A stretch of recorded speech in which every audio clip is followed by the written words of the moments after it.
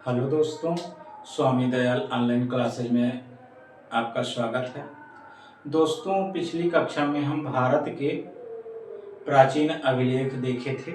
इस क्लास में भी हम भारत के कुछ महत्वपूर्ण प्राचीन अभिलेखों पर चर्चा करेंगे। तो आइए देखते हैं।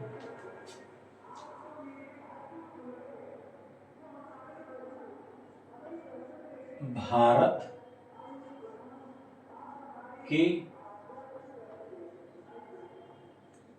प्रमुख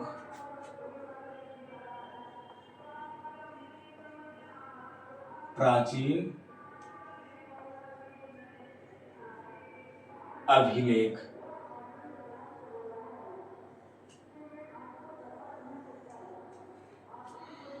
देखिए, सर्वप्रथम हम थोड़ा सा भारत का मानचित्र देख लेते हैं।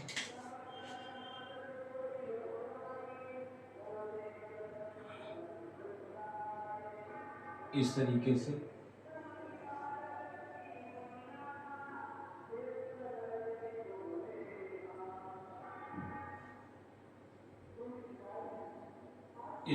से कुछ अपने देश भारत का मानचित्र है। इस तरीके से देखिए, इस तरीके से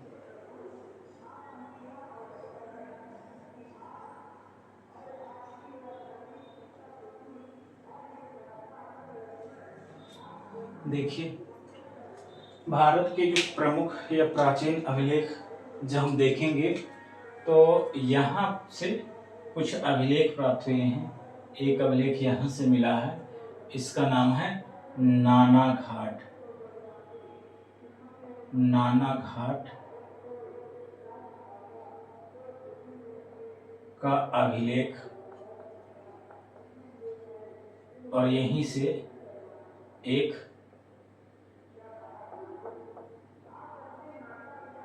नासिक प्रशस्ति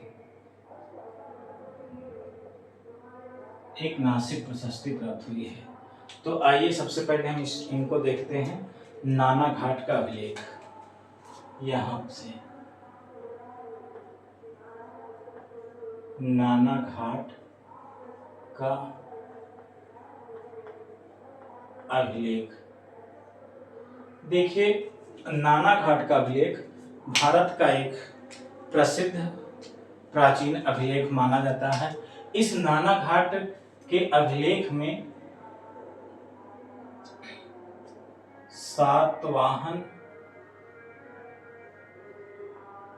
वंश की महारानी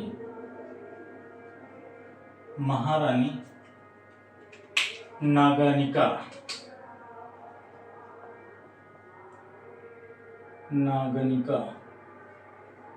ये महारानी नागानिका का है।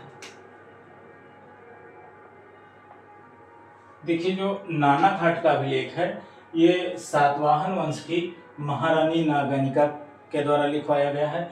इस अभिलेख में नागानिका के पति या सातवाहन वंश के महाराजा गौतमीपुत्र सातकर्णी या सातकर्णी प्रथम की विजयों का उल्लेख है। इसमें क्या है? सातकर्णी फर्स्ट या सातकर्णी प्रथम की विजयों का उल्लेख है। इस नाना घाट अभिलेख में गौतमीपुत्र सातकर्णी या सातकर्णी प्रथम की विजयों का उल्लेख है। नाना घाट अभिलेख में ही, इसी में ही नाना घाट अभिलेख में ही जो है एक प्रसिद्ध, कह लीजिए, बात ब्रह्म दान या भूमिदान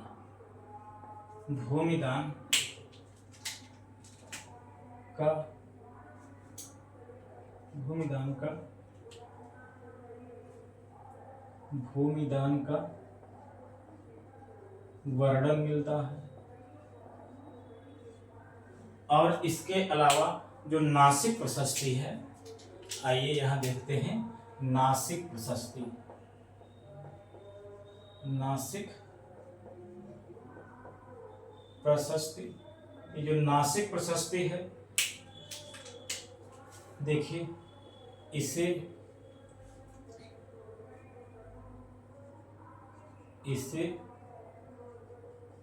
बलश्री ने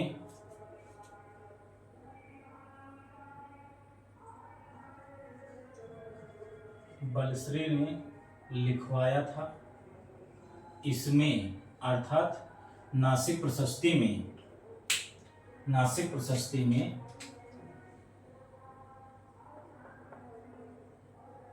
7 करड़ी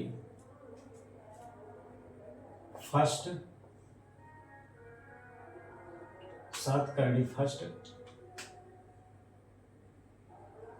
का वर्णन मिलता है। देखिए ये जो नाना घाट का उल्लेख है, इसमें भी सातकर्णी प्रथम के विजयों का उल्लेख है। नासिक प्रशस्ति में भी सातकर्णी प्रथम के विषय में सूचना मिलती है। लेकिन जो नाना घाट का उल्लेख है, ये नागानिका के द्वारा लिखवाया गया है और इसमें सातकर्णी प्रथम की विजयों का उल्लेख मिलता है। इसके अलावा और अगर हम देखें तो महत्वपूर्ण अभिलेख यहाँ से कुछ प्राप्त होते हैं। एक है जूनागढ़ का अभिलेख। जूनागढ़ का अभिलेख, देखिए जूनागढ़ का जो अभिलेख है, ये जो है महाक्षत्रप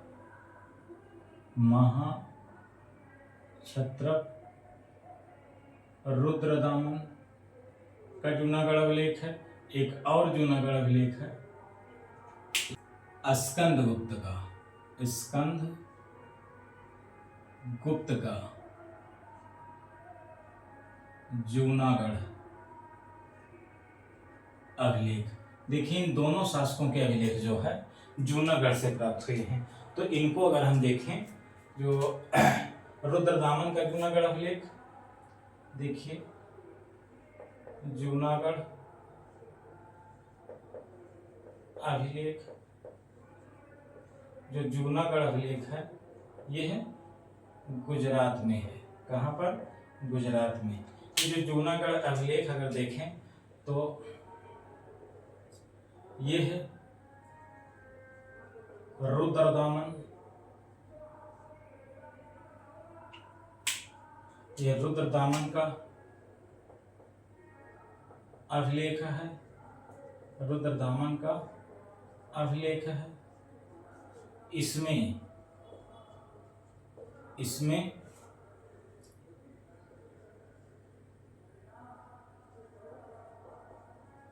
सुदर्शन झील के निर्माण एवं जीर्णोद्धार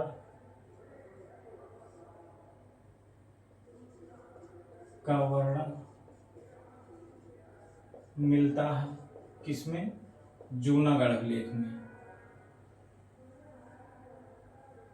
जूनागढ़ अभिलेख में जो महाक्षत्रप रुद्रदामन का जूनागढ़ अभिलेख है, इसमें सुदर्शन झील के निर्माण और जीर्णोद्धार का वर्णन मिलता है। इस सुदर्शन झील का निर्माण और उसके बाद में जीर्णोद्धार का कार्य कई शासकों के द्वारा किया गया।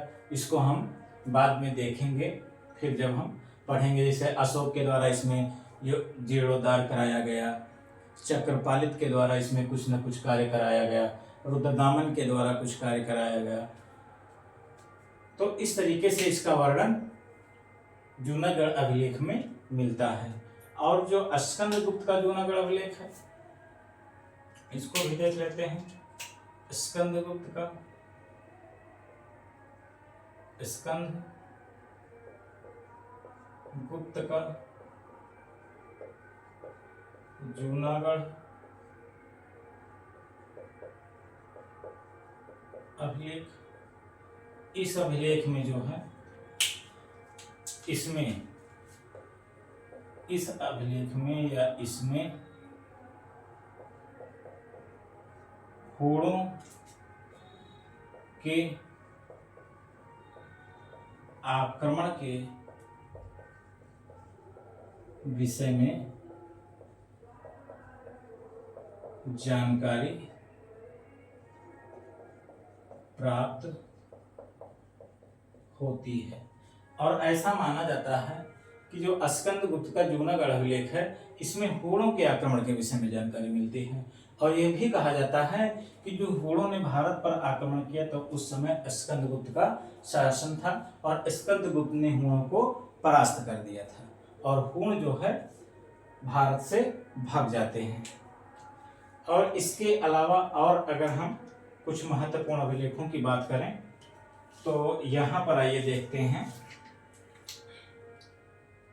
एक स्थान यहाँ पर है,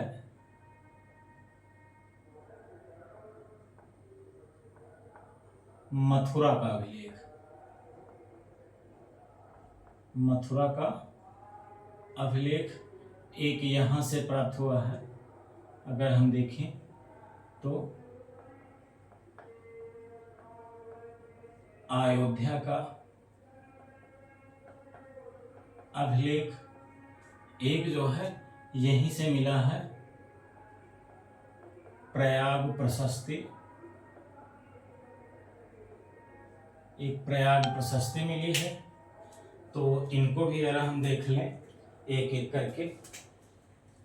मथुरा का अभिलेख,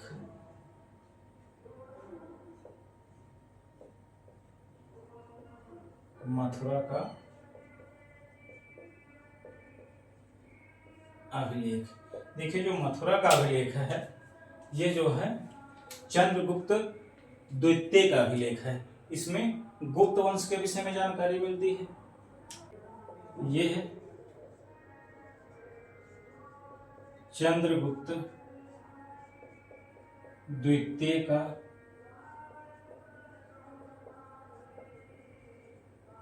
अभिलेख है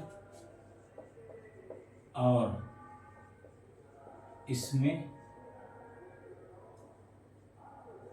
अर्थात मथुरा अभिलेख में गुप्त संवत के विषय में सूचना मिलती है। गुप्त संवत के विषय में सूचना मथुरा के अभिलेख में मिलती है। यह चंद्रगुप्त द्वितीय का है। और इसके अलावा अगर हम देखें अयोध्या के अभिलेख को, यहाँ पर अयोध्या का अभिलेख, तो जो अयोध्या का अभिलेख है ये जो है धनदेव का है। अयोध्या का अभिलेख जो है ये धनदेव का है। अयोध्या का अभिलेख धनदेव का है। इसमें यह कहा गया है, इस अभिलेख में धनदेव के अयोध्या अभिलेख में यह वर्णन मिलता है कि पुष्यमित्र शुंग ने बृहद्रथ की हत्या करके शुंग वंश की स्थापना की। या हम यह कह सकते हैं कि मौर्य वंश का जो अंतिम शासक बृहद्रथ था उसकी हत्या पुष्यमित्र शुंग के द्वारा कर दी गई और शुंग वंश की स्थापना की गई। इसके विषय में जानकारी अयोध्या के अभिलेख में मिलती है। तो इसको हम यहाँ पे देख लेते हैं कि इस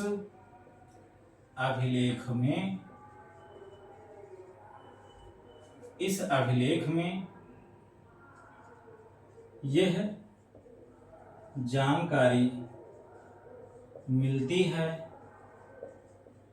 कि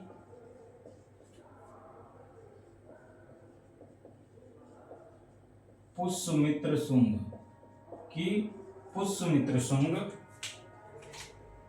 पुष्यमित्र शुंग ने बृहद्रथ की हत्या करके शुंग वंश की स्थापना करता है। शुंग वंश की स्थापना करता है। तो यह जानकारी किस अभिलेख में मिलती है? अयोध्या के अभिलेख में। और एक अभिलेख जो है बहुत महत्वपूर्ण अभिलेख है, कह लीजिए, वो एक प्रशस्ति के रूप में है, जिसको प्रयाग प्रशस्ति कहते हैं। प्रयाग प्रशस्ति। देखिए, जो प्रयाग प्रशस्ति है, इसकी रचना हर्षेण ने की। हर्षेण एक कवि है। यह समुद्रगुप्त के दरबार में रहता था। इस हर्षेण ने समुद्रगुप्त की समस्त विजयों का जो समुद्रगुप्त के द्वारा उत्तर भारत और दक्षिण भारत की जो विजयों का उल्लेख है, वह इस प्रयाग प्रशस्ति में मिलता है। अर्थात हम यह कह सकते हैं कि समुद्रगुप्त का जो इतिहास है वो प्रयाग की प्रशस्ति में मिलता है या प्रयाग प्रशस्ति में मिलता है। इसमें समुद्रगुप्त के द्वारा जो भी विजय या अभियान किए गए उन सब का वर्णन इसी में मिलता है और इसके लेखक हर्षेण है। तो इसको आइए देखते हैं। प्रयाग प्रशस्ति, इसके लेखक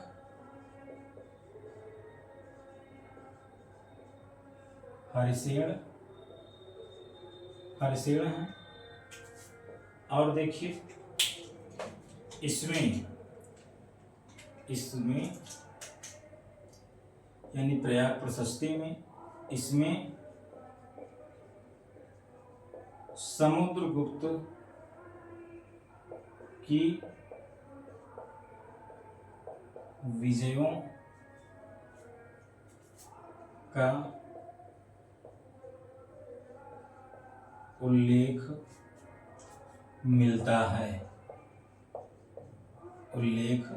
मिलता है।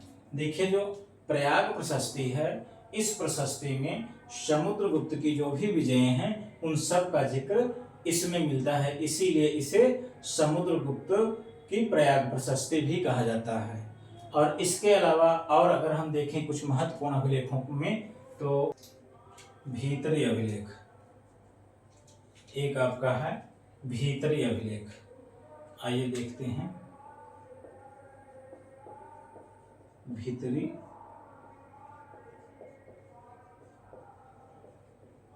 अभिलेख, जो भीतरी अभिलेख है, ये जो है स्कंदगुप्त का है। ये है स्कंदगुप्त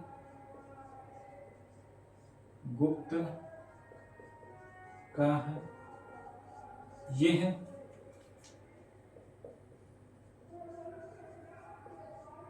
गाजीपुर के भीतरी गांव, गाजीपुर के भीतरी गांव से प्राप्त हुआ है। और इसमें भी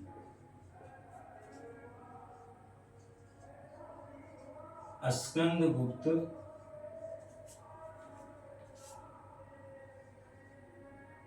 की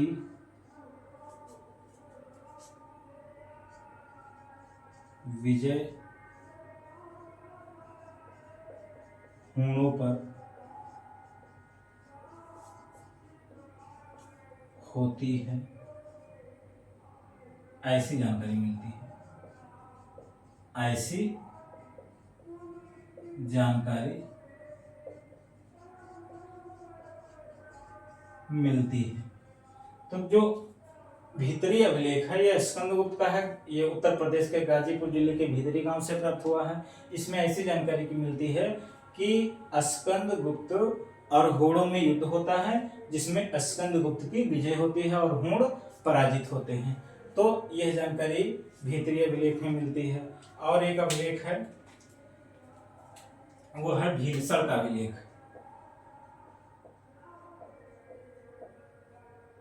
भीलसड़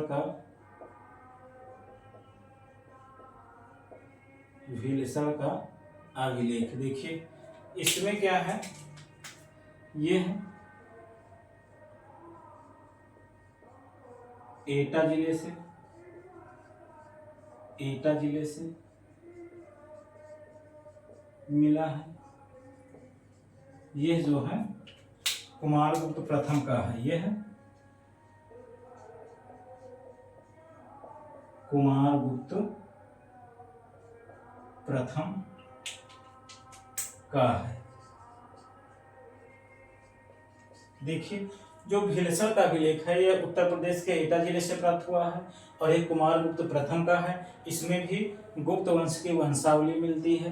तो इस प्रकार भीलसड़ का अभिलेख और भीतरी अभिलेख, प्रयाग प्रशस्ति, ये जो तीनों अभिलेख हैं ये गुप्त वंश से संबंधित हैं। और इसके अलावा मथुरा का अभिलेख भी चंद्रगुप्त द्वितीय या विक्रमादित्य से संबंधित है। जबकि अयोध्या का अभिलेख यह धनदेव का है और इसमें शुंग वंश के विषय में जानकारी मिलती है। और स्कंदगुप्त का एक जूनागढ़ का अभिलेख है, यह भी गुप्त वंश से संबंधित है। तो इस प्रकार ये कुछ महत्वपूर्ण अभिलेख हैं।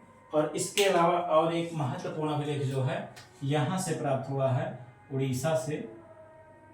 ये है हाथी गुम्फा का अभिलेख। हाथी गुम्फा का अभिलेख। देखिए जो हाथी गुम्फा का अभिलेख है यह अभिलेख जो है महाराजा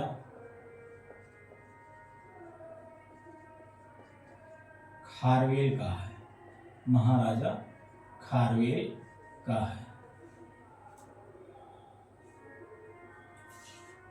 और जो खारवेल का शासन खारवेल का शासन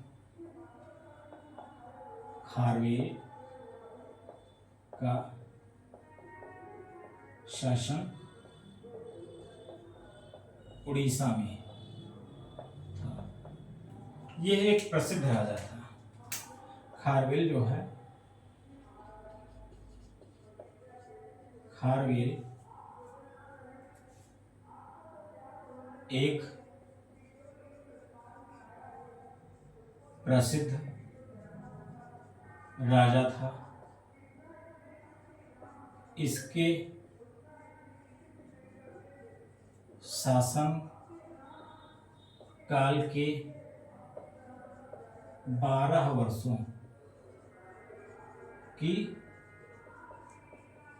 जानकारी इसी अभिलेख में इसी अभिलेख में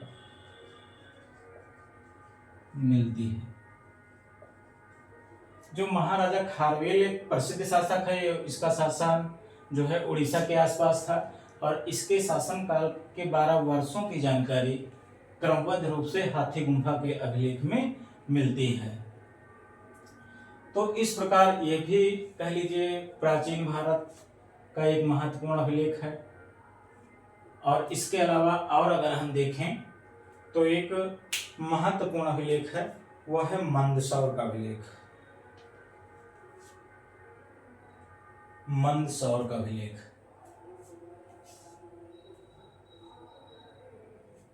और ऐहोल का अभिलेख। तो हम जो है सबसे पहले देखेंगे ऐहोल।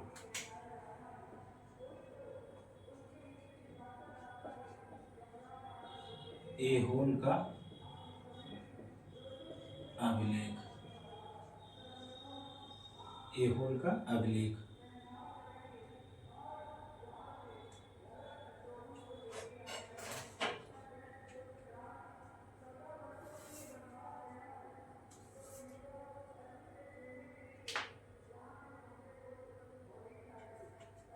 ऐहोल का अभिलेख।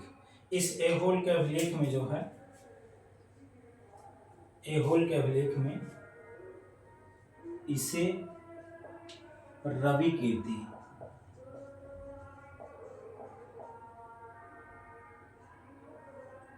इसे रविकीर्ति ने लिखवाया था। और इस एहोल के अभिलेख में, इसमें जो है एहोल के अभिलेख में हर्ष के ऊपर पुलकेशिन द्वितीय की विजय की जानकारी मिलती है। अर्थात इसमें जो है पुलकेशिन द्वितीय की हर्ष पर या हर्षवर्धन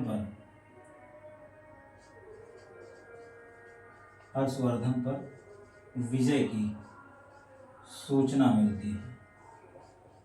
हर्षवर्धन पर विजय की सूचना मिलती है। देखिए, जो एहोल का अभिलेख है यह पुलकेशिन द्वितीय का है, और इस अभिलेख में यह वर्णन मिलता है कि जो है नर्मदा नदी के तट पर पुलकेशिन द्वितीय ने हर्षवर्धन को पराजित किया। यह सूचना इस एहोल के अभिलेख में मिलती है। तो इस प्रकार हम देखते हैं यह भी एक महत्वपूर्ण अभिलेख है, और इसके अलावा भी कुछ महत्वपूर्ण अभिलेख हैं जिनको हम जो है देख लें। ऊपर का देखिए हम थोड़ा सा मिटा दे रहे हैं, और यहीं पर जो है देख लिया जाएगा। दो अभिलेख और महत्वपूर्ण हैं, उसको हम देख लेते हैं। एक देखिए, एक है एरण का अभिलेख, एक है एरण का अभिलेख। एरण का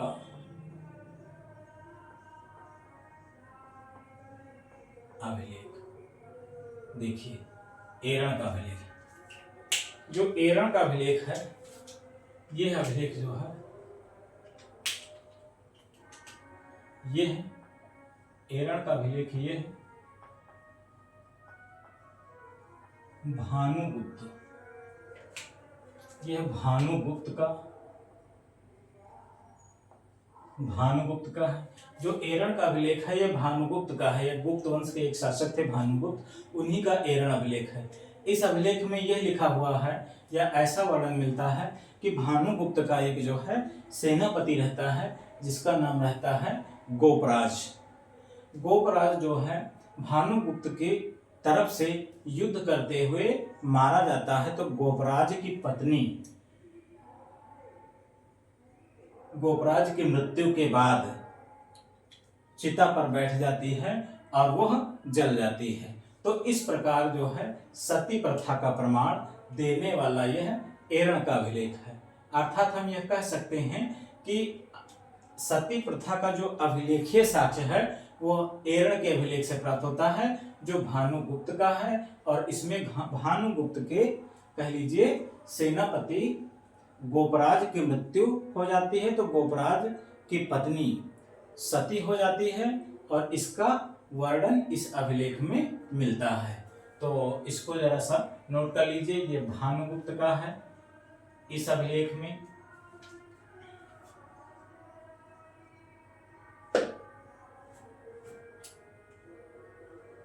देखिए इसमें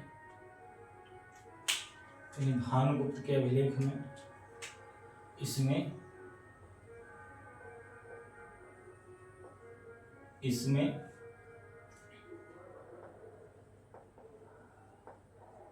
भानुगुप्त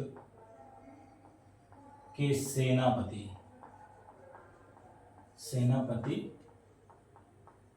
गोपराज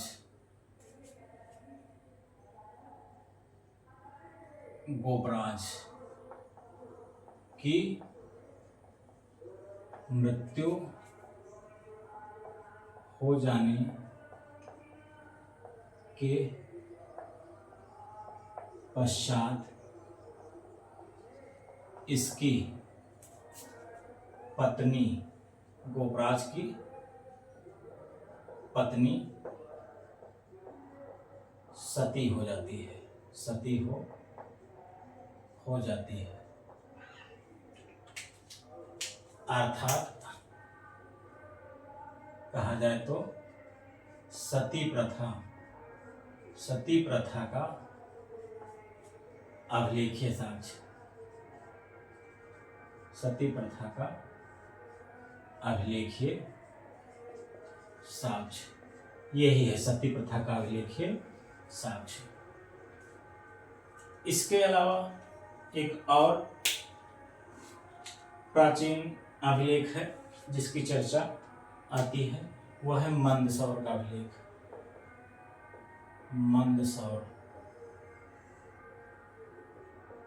मंदसौर का अभिलेख। देखिए, ये जो मंदसौर का अभिलेख है ये कुमारगुप्त प्रथम का है। ये है अभिलेख